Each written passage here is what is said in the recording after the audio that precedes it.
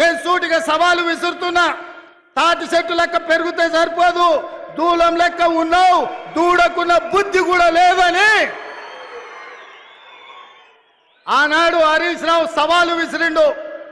మీరు రైతు రుణమాఫీ చెయ్యండి, నేను సిద్దిపేట ఎమ్మెల్యేకు రాజీనామా చేస్తా, మళ్ళా ఎన్నికల్లో పోటీ చెయ్యనని. ఇవాళ ఈ వైరాగడ్డ మీద నుంచి ఖమ్మం ప్రజల సమక్షంలో హరీష్ రావు, నీకు సీము నెత్తురుంటే, సిగ్గు లజ్జ ఉంటే రాజీనామా చెయ్యి.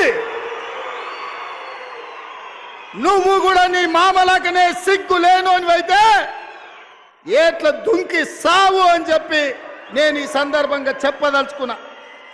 ఆయననే నేనన్నా, హరీష్ రావు సిద్ధంగా ఉండు, సిద్దిపేటకు పట్టిన శని పీడ చీడ విరుగడవుతుంది.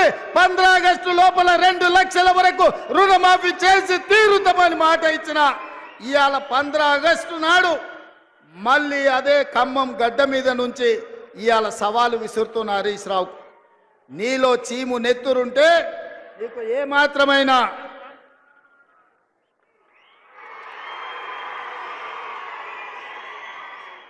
నీకు ఏమాత్రమైన సిగ్గు శరం ఉంటే రాజీనామా చెయ్యి.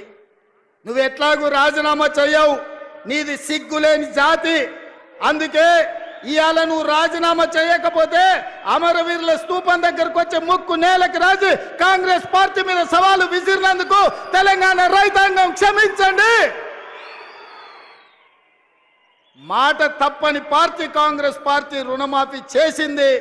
నేను విసిరిన సవాల్ను వెనక్కి తీసుకుంటున్నానని తెలంగాణ రైతాంగానికి క్షమాపణ చెప్పు.